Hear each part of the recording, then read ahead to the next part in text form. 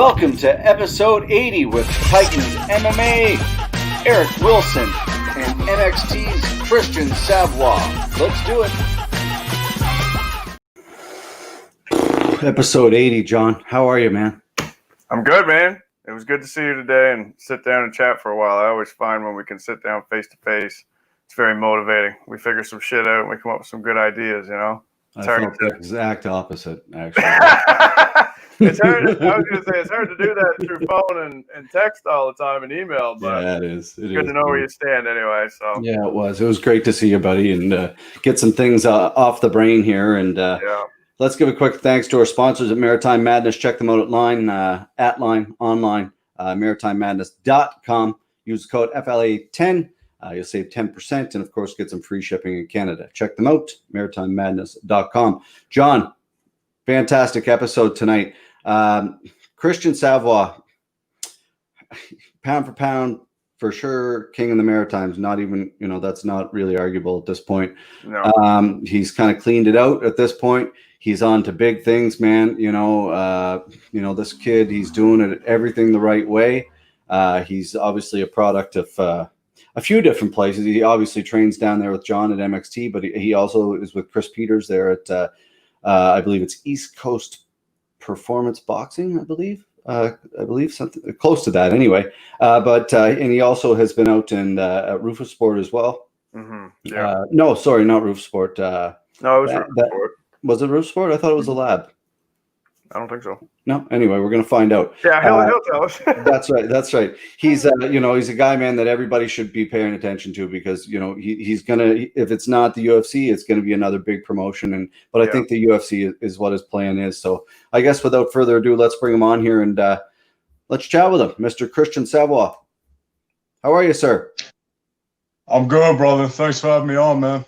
Awesome. No, thanks so much. It's been a long time coming, man. It's glad to see you on here and back to training a little bit. Yeah, thanks, man. Yeah, I love what you guys are doing, by the way. It's great for the sport. It's great for maritime MMA, martial arts in general, so yeah, good for you guys, man. Thank you, man. Thank you. Well, that means a lot coming from you. You're like I said, Christian, it's, you're 8-0, man, as a pro. You've been doing this a long time, man. I saw a post there the other day with it was a post of you with John and like doing Taekwondo. Like he was your Taekwondo coach as a kid. Like, drop it for that. Like, how did it all start for you, man? Like, you're a lifelong martial artist. Yeah, man. So I started in Taekwondo when I was 6. I remember I asked my dad to put me in karate.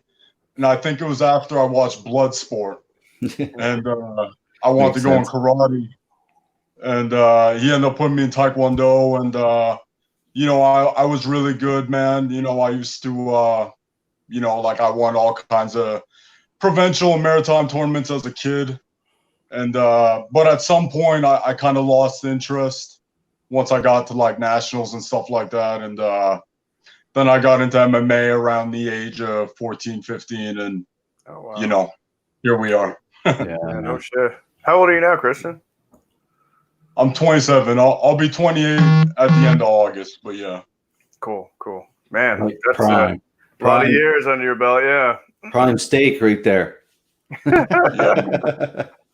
Yeah, that's crazy, man, to be at 20. Like, what's the plan? Obviously, like between, I was talking about MXT. I apologize to Chris if I did get that wrong, but I know you split a little bit of time there. You also at Victor randomly training, man. You get a lot of different looks and you spread yourself between there for fitness athletics too. You work really hard, man, and it pays off. Is that something you really have always been like? You're just a hard worker. Yeah, well, yeah, I've always been a stupid hard worker, man. Like, I think it speaks for itself, Yeah. But yeah, as far as like training at different gyms, like being from a small town, there's no like one-stop shop when it comes to MMA. And so I gotta kind of, get the best what I can out of every discipline and every aspect of being an athlete out of all these different facilities, right? But but yeah, that's kind of what has me all over the place, I guess. Yeah, yeah, but it's man, there's nothing wrong with it. I didn't mean that, and like I mean that as in a good way, like because a lot of people don't, right? A lot of people are like, no, I'm going to do everything here, but man, like if you can get all that different support around you and people in your corner that all want you to succeed, it's a powerful thing to stop.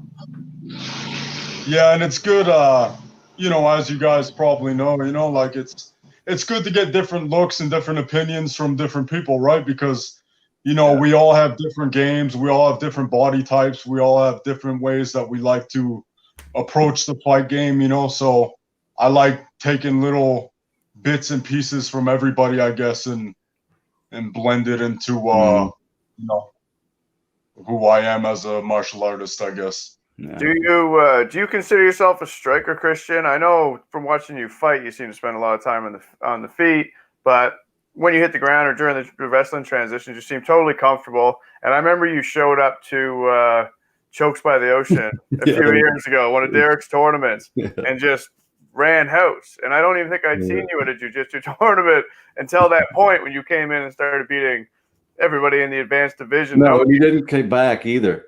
Yeah, that was the last time. I'm good. So I mean, yeah, that's funny, man. I was actually.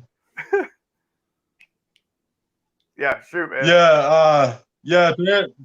To answer your question, I don't consider myself a striker or grappler, bro. I take a lot of pride in just being a fighter, you know, and I look at it as one system, I guess. Mm-hmm. And you know, the way that I'm going to approach the fight is based on who I'm fighting, I guess, you know, and like.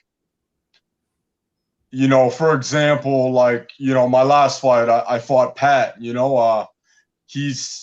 I honestly felt going into that fight that like our grappling would kind of neutralize each other. Yeah. And I kind of anticipated what happened, you know, so I really worked on my striking that fight, right? And, you know, it paid off. Then, you know, look at the fight prior to that with Aldrich, you know, I knew Aldrich was a good striker, but I knew I was a far superior wrestler grappler, right? So it's just I adapt based on who I'm fighting. Of course. Smart. That fight against Pat, you looked really comfortable on the feet. Mm-hmm. The way you were moving around, you looked very loose and very, very experienced, man. Do you take a lot of that from the competition you did as a young kid, just kind of getting those nerves out of the way through tons of competition, or you always just been such a calm, collected guy? Or are you nervous as hell? We just can't tell. I'm always nervous as fuck, bro. That's the truth. Like I tell everybody, like backstage, I always have this like moment where I'm like, what in the fuck am I doing? You know, I'm about to step in the cage and fight this dude in front of my friends and family. Like, what the hell is wrong with me? You know? Yeah. But aside from that, man, like once I get going, it's like, you know, like I don't know how to explain it. I'm just in the moment. I'm just present, and you know, I think the looseness just comes from experience, bro. You know, again, I've been at this a long time, and you know, I've also traveled. I've trained with some of the best guys in the world, and I'm very confident in myself. You know, and but yeah, that's where that comes from. That makes a ton of sense. It is Rufus Sport you spent time at, right? Or was it the lab? Both. No, I went to Rufus. Yeah, I went there twice. I recently. What's that? I said, "Suck it, Derek." Sorry. Yeah, it was Rufus. Sorry, man. You blew it, bro. Did you do a lot of sparring down there? Yeah, man. Yeah, of course. Yeah, a lot of great guys there, man. I love the team there. I made a lot of friends with a lot of the guys there, so really good team. Very cool. Yeah. I noticed. I don't know. I shouldn't say I noticed, but like it seems to me that you kind of got close with Jared Gordon. Yeah. He would drive me to strength conditioning with him a lot. But cool. Yeah, you know, yeah, he's super solid guy, man. I trained with him a few times. He's awesome guy, man. Awesome story too. Yeah, that is. He really does have an incredible story. If he's, if correct me if I'm wrong, Christian, he's a former addict, alcoholic. Yeah, I think he was like an addict in general. I think drugs was the issue. Yeah. Don't quote me on that, but he No, was no. he was addicted to something that wasn't good, and Yeah. now he's an example for people, right? Phew, no question. Great Now fight. fighting at the highest level. Yeah. It's a beautiful Amazing. thing. Yeah, it's kind of cool like that. How, when, to me, like, I think a lot of people wonder, like, how does it work when a pro athlete, goes to another gym? Like, like, oh, you're in my territory kind of thing. But I think a lot of times, Christian, obviously you correct me if I'm wrong, because I haven't experienced it like you have. Like, they open you with what, like a lot of times they're like, hey, come on in, I want to see what you're like, and get the experience. Not everybody's going to be like that. For the most part, people are pretty welcoming, right? Yeah, it depends the gym, bro, honestly. And it's subjective, like person to person, I guess, right? True. Yeah, true. You get those guys who are just, great, I guess, and just welcome new training partners and make you feel at home and whatever. Then you get guys who, want to try to prove a point and, Of course. go a little hard or whatever, right? So yeah, it's subjective, man. Yeah, that's true. Yeah, I guess it would be. That'd be hard too, though. Like, what do what do you do, Christian, in that moment, like when someone's going hard in their gym? Like, are you? Yeah, that's a tough part about Yeah. like traveling to gyms because like not to sound like egotistical or anything, Yeah. it's just like I hold off a bit, Yeah. because it's like you don't want to go there and like hurt people, Yeah. right? Yeah. And I'm not saying that I could, but you guys see Yeah. what I'm saying, right? Yeah. Totally. I'm You're not just doing being something. respectful. Yeah, absolutely.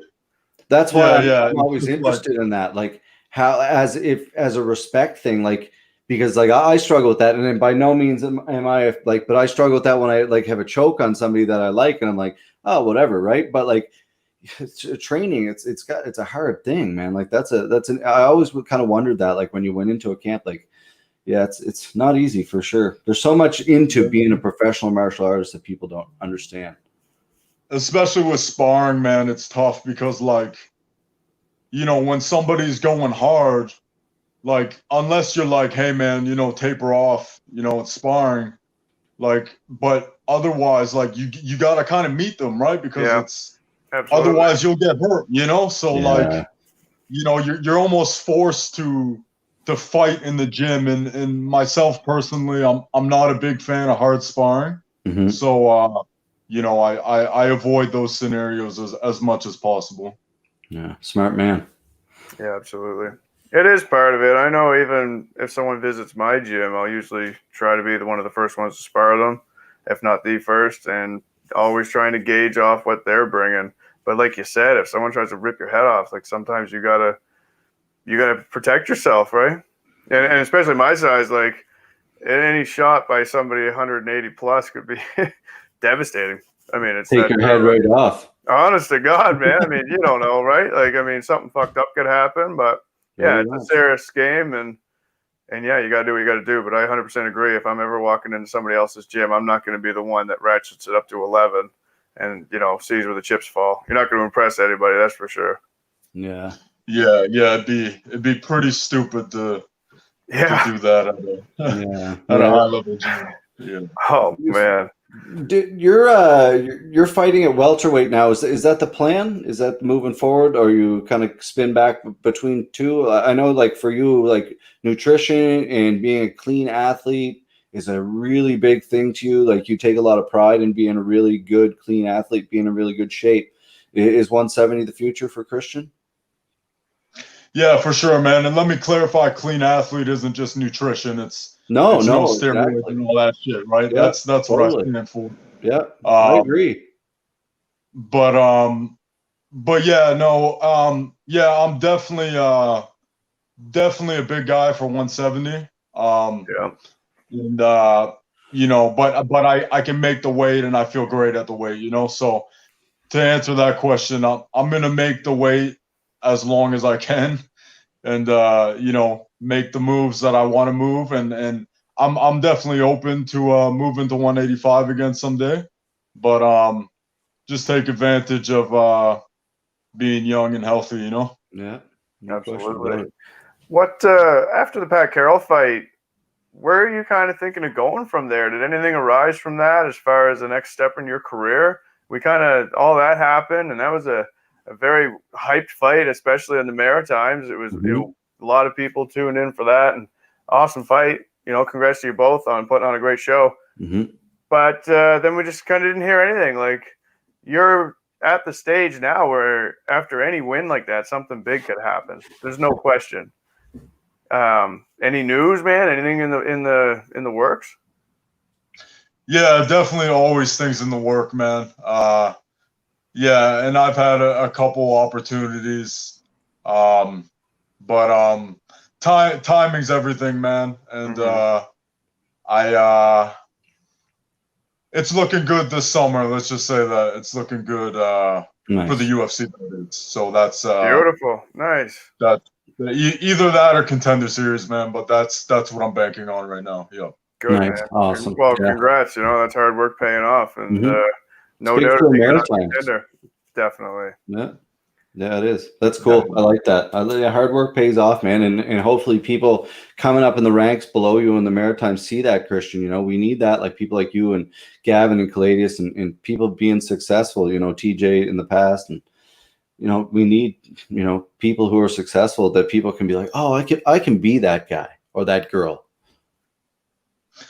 Yeah, man. Yeah, I mean, you know, it's cool to see how much the sport has grown here in the Maritimes, you know, and you know, it just lets you know, like a guy like myself, a guy like Gavin, I believe, is from a small town, you know, like it's, you know, you might have to work a little harder, you might have to make some tweaks and changes, but it's possible, you know. So yeah, it's good, man. Yeah, absolutely. Anything to add to that, Johnny? Oh, I 100% agree. Great addition. Great addition. No, it really is. And it's like I said, it's not just good for, you know, people's confidence and seeing that that's possible out of, you know, even a small place. You don't have to be from a metropolis with the biggest MMA gym and all these guys in UFC to train with, or, you know, currently in the higher promotions. I mean, yeah, just for the overall sport. I mean, it means that the competition level in the regional scene is to the point too, where these guys can compete at that level and then take the next step. The next step isn't like unreachable from what we're doing in the Maritimes. You know what I mean? Like it's awesome. And to see guys like you said, like Chris, TJ, Gavin, like they've all been successful at the higher level, right? They're winning records and doing big things. And yeah, man, I love it. I mean, well, it's important. That's the proof of hard work, I guess. Like for you again, Christian, for like, you know, going back to like, you know, what is something that you really kind of work on consistently that you like, because I know you're a perfectionist. Like what's something that you're like, I want to really improve over quarantine to like make sure I have this right moving into my next fight? I know you were in New Zealand, you were down at City Kickboxing, your trip got cut short, kind of sucks during the friggin' COVID, but obviously made it back. But is there something you went down there just to kind of relax, fix, or is it just something you're always tightening something up? I'm always looking to tighten something up, I guess, man. And I kind of like for example, like the reason why one of the biggest reasons why I went to City Kickboxing is because I'm a big fan of Israel, and I'm a big fight studier, man. Like when I'm not training, like a lot of times, like I'm obsessed with this shit, bro. I watch a lot of film, and anyways, yeah, and like you guys kind of saw my last fight. I kind of got more to like my traditional roots. You know, you see me more hands down, more light on my feet, and that's kind of the style I've been messing around with and gravitating with more. So I want to go there and learn from those guys, I guess. That makes sense.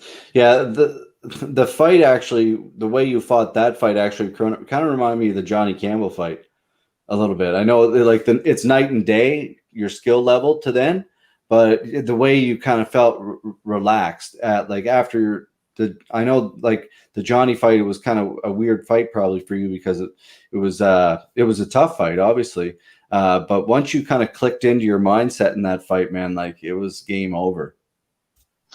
Yeah, I was definitely a different fighter back then. Back then, I had more of the Muay Thai, walk you down, knock you out kind of mentality, And Johnny lit me up, man. Yeah, he's tough, dude.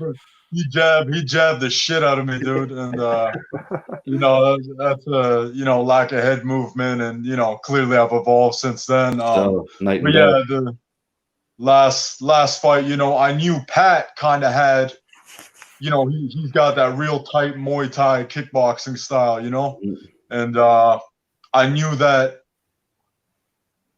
through experience, like the traditional martial arts really throws those guys off. Like,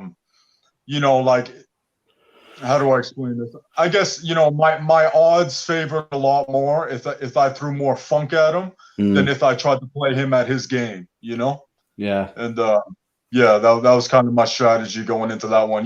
Pat's probably a really underrated fighter, man. That guy's good, Absolutely. Very, very, very, very tight kickboxing. I think he's a 2-time national champ, and he we didn't really get to test the ground game much, but I know he's really good there. But yeah, man, what I was getting at was that, like, yeah, my strategy was just kind of to throw things at him that he doesn't see usually, Smart. Yeah. Well, it's that's like you look at it, like he said, sometimes it's interesting. Like footwork throws people off so much. Like people who are constantly moving, or it definitely throws people off. But if you can match that with the proper technique, it's like Israel, for example. It's a scary, scary thing.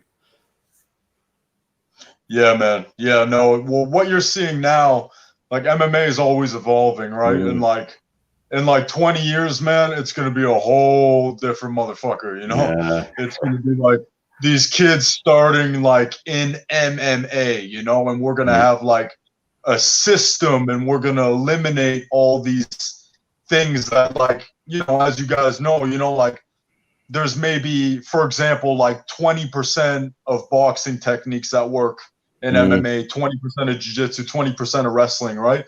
So, and that's just an example, but you guys know what I'm saying. Yeah, absolutely. Basically, we're going to, and what I think is going to happen in MMA is that we're just going to eliminate so many things that aren't as efficient, and we're just going to really fixate on the things that do work, and that's why in like 20 years, man, like I'm going to be happy that I'm just coaching, because these kids are going to fuck me up. Yeah, it's true. They'll be like parkouring off the wall and 100%. Yeah, man, yeah. Yeah. But yeah, where I was getting with all that was that, like we were talking about Adesanya, and what you're seeing now in MMA is that guys have such good bases. Like, they're good boxers, good Muay Thai, good wrestling, good jiu-jitsu, right? Those are like the 4 main elements per se, right? So now you're starting to see guys add more funk, and those guys who are adding the funk are really excelling right now, So yeah. Absolutely. Yeah. Very true. Just different angles, different timing, different things to look at. I mean, you only need to catch somebody once or twice. So makes a ton of sense, man. Give them something they haven't seen before, like you said. Yeah. Yeah, man, exactly. That must have been such an experience going down there, like not like, obviously if you're a huge fan of Israel, it's quite an experience, but the actual trip itself, would have been an amazing trip. And then to have it cut short, it's just like, oh man. But it probably gives you drive to go back, eh? Yeah, man, definitely unfinished business. Nice.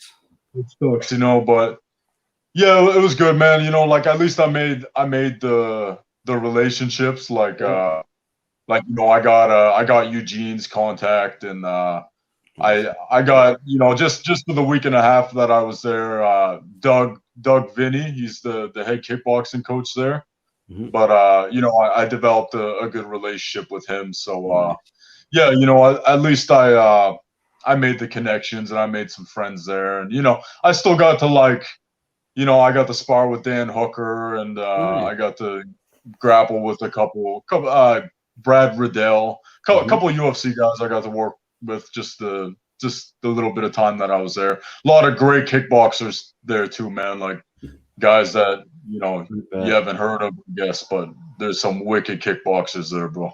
Yeah, that's the scary part, though, when you haven't heard of these people that are just like, absolutely will destroy everything in their path. You know, like there's some really bad people walking the planet, and people should really mind their cues of what they're typing and saying to people in public, because there's some really bad people out there. That not bad. That's the problem with the internet, bro. Anybody can say anything nowadays, right? And it's so true, man. Yeah, it's really easy to be brave behind a keyboard or whatever. But the fact is, too, there's so many people out there that are trained now. Like 20 years ago, there's got to be a million more people that know how to fight, you know, in this world. Yeah. Like you could cross the wrong badass any day. Yeah. So just don't be an idiot. Man. Be nice to people. Speaking of that, Christian, I got to actually ask you a funny story, man. The time you were at, and you might have covered this in a prior podcast with sports, like Joel there at Sports Combat News. But remember the time you were walking to the ring, the cage, and there was a guy losing his mind at you, losing it, like an older fella. And I don't know what happened. I was there, and I don't know what happened, but what he said. But you kind of like looked at him and did. I don't know if you even paid attention on the way to the fight, but after you won the fight, you were in the cage, like looking at him, like you man, like you, like. And how do you handle that, dude? Like, because to me, like you're going into a fight, like you're already amped up, dude. And then you got this, you know, you're professional. I get that, but you still got this guy right here, like a foot and a half from you. Just like, man, I would love to like crack you in the mouth right now. Like. Yeah, that's you know, I consider myself like half monk, half punk, man. Like I try to balance those two sides of me every day, you know, like you know, you guys have seen me get into heated debates on social media and stuff, and I do my best, man, but at the end it's like, you know what, dude, I'm a fighter, you know? And you know, when somebody's in my face giving me the finger, you know, I want to bite them right off, you know. So, but when I ground myself, I'm like, you know, this guy doesn't have a problem with me. He's got a problem with himself, you know. So those are the two sides of me that I try to balance every day. But the older and wiser I get, the more I, you know, kind of shrug that shit off, you know. Yeah. It's very, very good point, man. You know, the older the wiser you get, but it's amazing to me, like how that can happen. You know, like so close to you, and it must feel so good at the end where you're just like, or just bow, be like, thank you. Thank you very much. You know, like I won. I wish I could have did that, but no, you saw me, man. I wanted to take his head. So of course. Man, success is the best revenge, right? Yeah, I you know, it's again, like people ask me all the time, and John too, like, you know, what's it like? Well, it's a fight business, man. This is not a normal business for one. Like, this is not normal. You know, it's like you said, Christian, it's a fight business. So it's a different thing altogether, I guess. That's the thing, man. Like, you know, like, again, part of me wants to like be able to like quote unquote be the bigger man and walk away. But like, you know, again, man, I'm a fighter, and that's a side of me that I embrace too, right? So you know, I know. There's a time and a place, right? You can't pick battles with everybody, you know. So, with that being said, you know, like it's important to you know, sometimes you gotta stand your ground, man. So absolutely. You probably would have done awesome like 500 years ago when you could just smash people for fucking around. That would have been my time, dude. That would have been Absolutely, my time. man. There's a few guys that are like, you would have fucking thrived in the Middle Ages. You would have had like an estate and a castle and some shit. I would have been the fruit vendor. Fuck. Jesus. No, you'd be the guy running the fucking jester production or whatever. You'd be doing something entertaining. You'd be organizing the tournament. No more edibles before the podcast. Jesus Christ, John.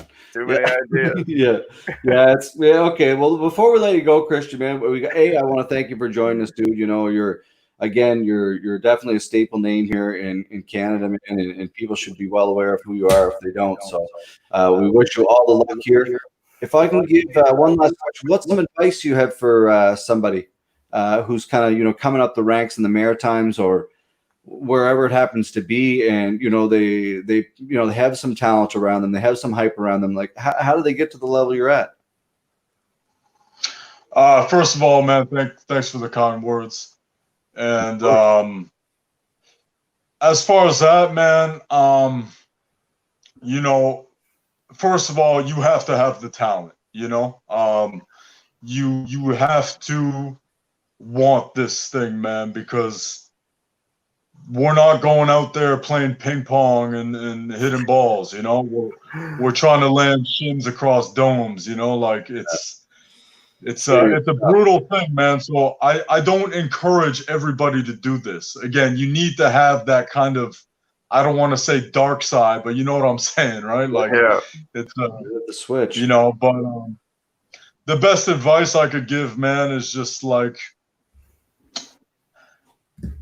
train smart, learn as much as you can, and believe, man. Fucking believe. It sounds corny. But important, dude, though. that's everything, man. If I would have listened to everybody around in my life, I'd probably have some normal job right now. I'd probably have a house. I'd probably, have a nice car and whatever. And you know what else? I would be fucking miserable. I would sit there every day wondering why I didn't do this, So yeah, man. In one word, I guess, work hard and believe, and fuck what everybody thinks. Hell yeah, man. That's great advice, man. Very, very true. There you have it, folks. From the current king of the Maritimes himself. You can find him online there at Instagram, Christien Tiger Savoie. Christian, keep training, keep doing great things, man, and keep pushing Maritime MMA. Thanks for joining us, friend. Hell yeah. We'll talk to you soon. Thank you, Christian. Thanks, guys. I appreciate it, and yeah, good luck on this whole thing. I'm happy that you guys are doing this. It's awesome. Awesome. Hey, man. Man. You want to fight? Hey, yeah. It's not with us. We can't compete with the UFC or anything. No, exactly. All right, buddy. We'll talk soon. Yeah. All right, brother. Peace, guys. Cheers, man. Awesome. I don't know why I continue to do this at the end of every. Goodbye. See you later. Goodbye. Oh, man. This means goodbye. Yeah. Check our sponsors out, folks. Use the code FLA10. You can check them out at maritimemadness.com. Dude, that shit is delicious. Really I've had a couple barbecue, chicken barbecues where I loaded up with the Maritime Madness. What is it? The hot honey garlic? Is that what you got?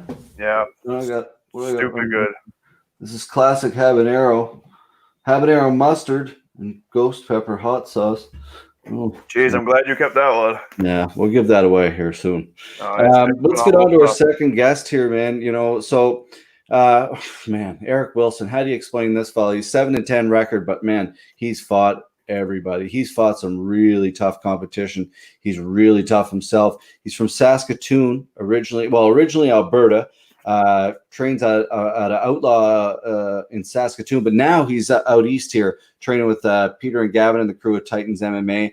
It's interesting, man, because I knew he's tough as hell. I've actually known his name for a long time, and I didn't really know he was out here training until maybe a week or maybe a little bit before our event.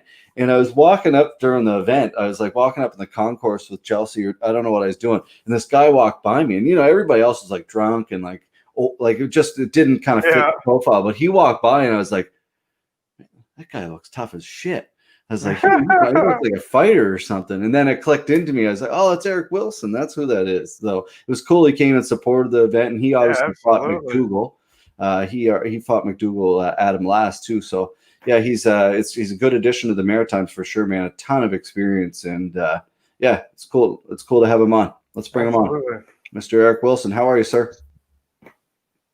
Hey guys, I'm good. How are you doing? Awesome, man. Awesome. Thanks so much for joining us. It's you obviously have no idea about that story, what I'm talking about, but I was like, oh yeah.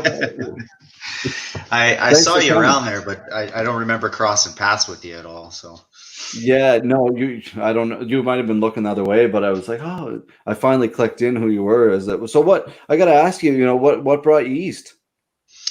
well, so my job the past couple of years, I was a truck driver, so I was all across Canada. I was back and forth from Vancouver to Ontario quite a bit, and then for the very first time, I came to the East Coast. So I went to New Brunswick. I was there for about 2 weeks, and then I traveled to Halifax to do some sort of delivery or something like that. And I saw the ocean for the first time in my life. Oh, And wow. I went and did some cliff jumping, did some hiking, things like that. And I just fell in love with the scenery. I'm like, oh man, this is a cool place.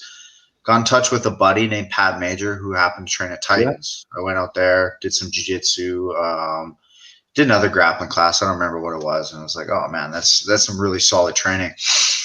I went back to Vancouver. I had a job offer there. A buddy of mine, Eric Andre, I think he competed on one of your events. Yeah, the grappling events. So Super good guy. Yeah, he's super awesome. So he wanted me to actually go and stay with them. And they were training. He was training with like Bibiano Fernandez and a few other guys at the time. I was really considering it. And then I came back to the East Coast one more time.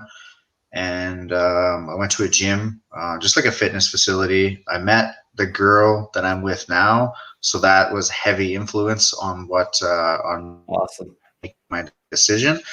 And then I got in touch with Gav. Sick scenery, beautiful women. So it just kind of sealed the deal there. So that's pretty much how I ended up here. Yeah. Well, that's pretty true. The scenery is definitely great. The training is good, and there's beautiful women. So we're glad to have you, man. That is a really cool story, and not everybody, does that. Like, but life's short, dude. So you got to follow your heart and follow whatever, right? And sure, that's cool. I see a lot of your posts. You do spend a lot of time hiking and kind of out in the woods, embracing what we have here. So that's cool. I like hearing that. Yeah, absolutely. A lot of people talk about BC being like the place you got to go, but if you've never been to the East Coast, you don't know what you're missing, man. It's equally as beautiful here, just in a different way. The food is unreal. Like the seafood's unreal. The beer is absolutely incredible out here. I don't know what's going on, but it's amazing. Yeah, I love it, man. Our weed's better too. Oh, I don't know about that. That I can't speak to that. Yeah, the craft beer scene out here is phenomenal, though. It really is. There's a ton of delicious beer, and I agree, man. I'm actually headed hiking tomorrow for a couple days. I'm not telling anybody where, just in case you want to throw a rock on my tent or anything. But, that'll be me. Yeah, John. You do the hiking with the backpacking, or sorry, you do like the hiking with the camping and stuff? Yeah, we're gonna do Cape Split and maybe another hike there as well, a little bit of a shorter one too around the area. I guess I gave up where I'm camping. You're not backpack camping though. You're car camping it. Oh, yeah. No. I was what you were saying. No, I backpack camp. You're car camping. Oh, sorry, okay. John's better than me. Sorry, right, I am. I carry my shit there. Considering I don't know what he means, yes, I'm not doing that. That's right. If you pull up in a car and you have a cooler and shit, you are not backpack camping. So Eric means like, are you walking out into the woods and camping? Yeah, with a tent. Yeah. Okay. No, I've yet to get there. It's happening. It's happening, is it? Well, I almost got to it last weekend. Yeah, I'm going to be doing that for the first time this upcoming weekend. I got a waterfall picked out, so we're just going to go hike. It's about 17-kilometer loop on the trail, and then we're got a sick campsite right beside the waterfall. Not a campsite, but like a spot picked out. Yeah. So we're going to bring our tents and everything, and just see how it goes. Awesome, man. It's awesome, man. I started doing that with a few of my buddies like 10 years ago, and we go out several times every year. And it's just an awesome time. You put like 50 pounds on your back, you got everything you need, and you hike into the woods, and we find these 6 spots, and then we'll build big fire pits out of rocks and build benches out of dead woods, and it's a blast. We build out these sites, and we go to them over and over and over again, and yeah, it's just an awesome way to get out and have a good time and chill with the boys or your girlfriend or whatever, right? Yeah. Very important. Good for the soul, man. Yeah. Has that been a big kind of thing for you, Eric, now? Like, has it kind of renewed your focus? Like the fire, like for you? Are you like, man, like I'm really fired up? Or you're like, no, like this is just kind of different for me? It's different. I think the fire comes from the excitement of learning a bunch of new stuff. Like the knowledge around Titans is just, it's far beyond what I ever could have expected. So that makes me excited, but I don't even know if I can credit that to fire. Like, because before I used to be really amped up a lot of the time, and maybe that was for lack of preparedness, so maybe that was credited to nerves or something.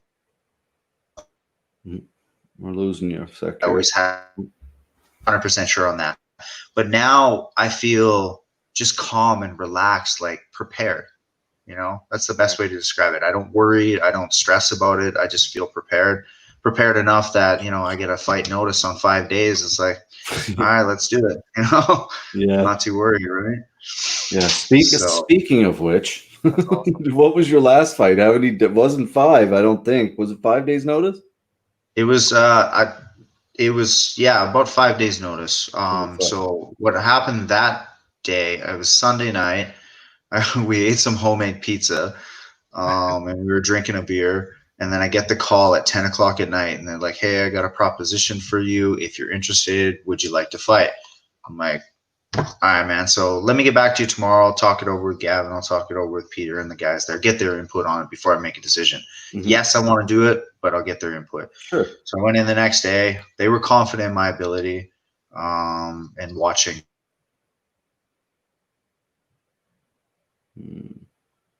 Dun, dun, dun. It was a nightmare getting a like a brain scan, MRI, I guess. Oh yeah. Coming across one of those, dude, it was like unreal. The cost of it and the time to get in. So I was calling around. I called everywhere between Halifax and Ontario. I'm like, wherever I can get in, even if it's Quebec, I'll stop in Quebec and get this MRI. Why did you need an MRI? Pardon me? Why did you need an MRI? Right. Like a CT scan, I guess, would be a better way of putting it. Where were you fighting? Ontario. This was in Ontario. So okay. Ontario commissioning. Yeah, it was mandatory that I got it. For the last time I had an MRI was when I fought back at King of the Cage in like 2010.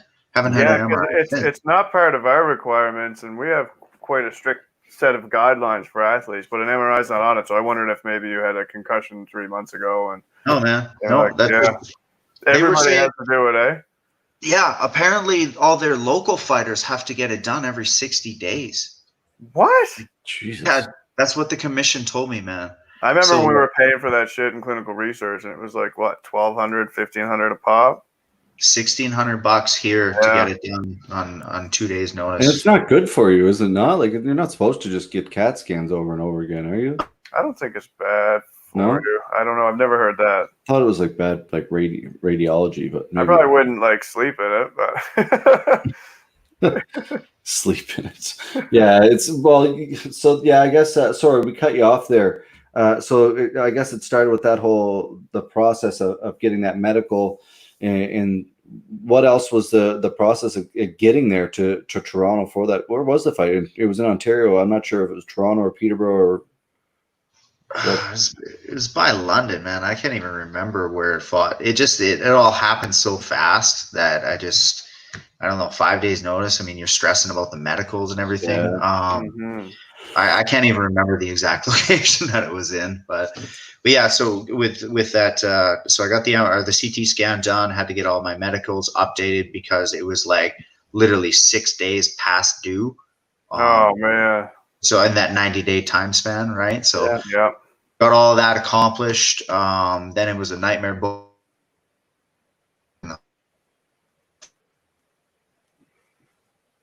Dun, dun, dun. And so that night after the weigh-ins and all that stuff, I just decided to go over the itinerary for Peter because he was coming out the next day, right? And we look at it and we're like, oh shit, it's set for like a week from now. We got the dates wrong. So Oh no! I had to call everywhere that night. Air Canada, WestJet, you name it, man. And I had to book another flight that ended up costing me about $2,100 that I ate the cost of just so I could get him out there so he could be in my corner. Wow. It was a crazy, crazy experience. Yeah, it's super crazy. Oh man! And still really had a really competitive fight that a lot of people thought you won. I mean, I watched the fight, and I'm not going to sound biased by it, but I thought I did well. I scored quite a few takedowns. Yeah. He landed quite a few shots. It was a very strong back and forth battle. Yeah. But I thought maybe.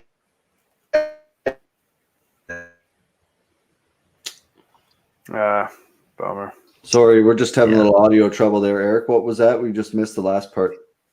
The video seems to be cutting out every couple of minutes here for me as well. Okay, I thought I'd done enough to win that fight. But what that did was that sparked enough fire in me that when I came back, I got back to training about 4 days later, and I started amping up my cardio even more intense than what it was. I doubled my sessions, started doing some weight training and stuff because I don't want that again. I don't want to leave it in the judge's hands. I'd rather finish or be finished, right? Have an exciting fight, but I don't want to leave it in the judge's hands, Yeah.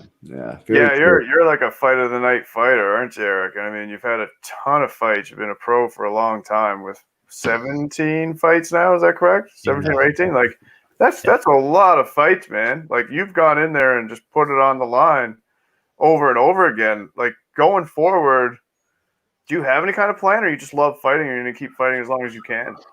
I love fighting, and now that I'm being a bit more strategic and training with a really strong team, I'm kind of, I'm 33 now, so it's kind of shit or get off the pot, right? So if I'm going to make a good run at it, I also don't want to I don't want to be like a gateway fighter. I don't want to be that old guy that people want to take out so they can get to the next stage of their career. So I figure the next couple fights I'm going to take, I'm going to be smart about it. I'm going to do really thought out training camps and then see how well those play out and then kind of go from there. But ideally, I'm still pushing. You know what I mean? I haven't given up. I'm not just chill about it. Like I still train really hard, still work hard. I still love it.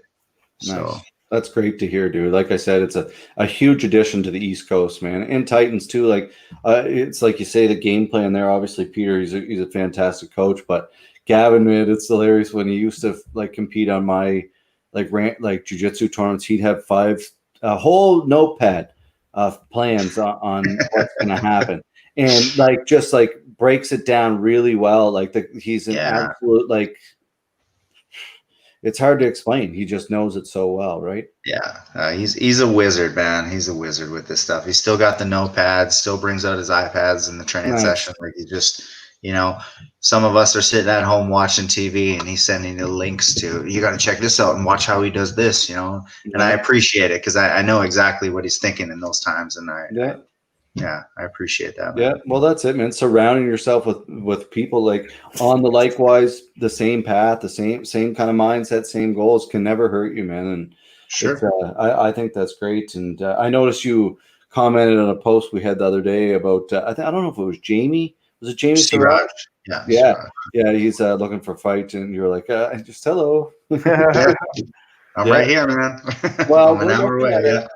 There's lots of options for us. Like John and I had a fantastic meeting today, and I thought you didn't like it. Yeah. I didn't like you. I like the meeting. It was a good meeting with a lot of really positive conversation and dialogue, and if fingers crossed we can pull off a few events. We'd obviously love to have you. You can't have experience on the East Coast like yourself, so yeah, man. Cool. I like hearing that. That's awesome, man. Well, it's motivating for everybody, right? There's not too many pros on the East Coast with 17 pro fights. No, there's not. So it's nice. It's a welcome addition, dude. So we're very happy about it. But I guess one last question for you. Like John said, you fought a lot of names. One name for me that kind of sticks out that you fought and who doesn't, he got a lot of credit back in the Score Fighting series for a little bit. John Frazier. Yeah. Was that a tough fight? Like, what was the toughest fight for you? I guess like. That was a tough fight mentally. And I'll give you a bit of I'll explain why. So going into that fight, I was undefeated. Yeah. 5-0 at the time. I met Frazier when we were down at the UFC tryouts in New Jersey, the Ultimate Fighter tryouts in Jersey. And, we get to the interview process, and I'm sitting there with like the guys from Spike TV and Dana White, and everybody was there. And they're like, they're sitting there and they're telling me like, man, we think like there's something about you. And that's all they kept saying. I was just trying to be funny during the interview. Right. So after that said and done, I'd left, and I got a buddy of mine from Ontario. He messaged me and he's like, hey man, I got the call back saying I didn't make it. Did you hear anything back? No. Heard from another guy. I got the call back saying I did make it. Did you hear anything back? No. So this whole time, no, we lost you. No news is good news, right? Yeah. So going that fight with Frazier, we get to the casino and we weighed in. We did our thing. Went home. It was the next day. That's when it was. It was the next day. I went back to the hotel, slept, get there to the event the next day, and I'm coming down the escalator to go back to the change rooms, and Frazier comes walking by. And we hadn't really talked up at that point because, you're dehydrated the night before. You just want to eat. You just want to, get back to feeling good. So he comes walking by, and he was like, hey, man, like, how did the Ultimate Fighter tryouts go? Did you get the call back for the second tryout? I was like, no, like, what do you mean? Like, oh yeah, there was like me and like 6 other dudes. We went down to Vegas for the second set of tryouts and blah, blah, blah. And he was like, oh, but we'll focus on that stuff later. Like, I don't think he did that, maliciously in any way. He was just, he's a nice guy. He was just being a nice guy. Right. So then I get back to the dressing room and I looked at my coach and I was like, shit.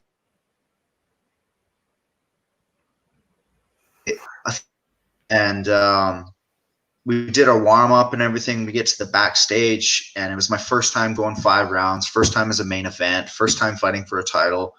And leading up into this fight, I was looking past. I'm like, man, I'm probably going to the UFC. I don't need to worry about this stuff, right? Yeah. I was taking it for granted. So then we warmed up, we did everything, and just before we walk out, I turned to my coach and I was like, man, I don't know if I can go 5 rounds. And he's like, what?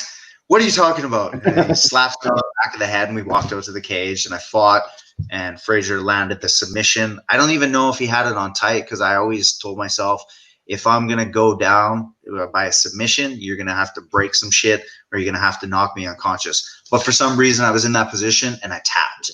And I don't know. That was kind of the start of the fade, I guess, in my career.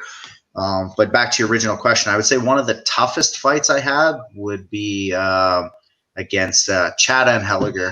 It would be a toss between Chad and Helliger, and I had a good fight against Sean Quinn. We went to the war, So Sean Quinn helped me get ready to fight Josh Hill. He helped me get ready to fight John Frazier. We were training partners at the time, and then when we got offered to fight each other, I texted him like, "Did you say yeah? You're gonna do it?" And he's like, "Yeah, I'll do it." I'm like, "All right, game on. You better be training, motherfucker." And we were just so we had a solid fight when we got in there because we were comfortable with each other. Yeah, but that's awesome. He's a great guy too. Fantastic coach. Yeah. And absolutely monster. Yeah. That young guy, Ryan Gell. Do you know what I'm talking about? Yeah, Ryan Geel, I think it's pronounced. Yeah. Geel? Yeah. He I did an event in Edmonton quite a few years ago, and he came and he just cleaned out his division. He's like he's a really talented kid. Yeah. In terms of the grappling, he's doing quite well.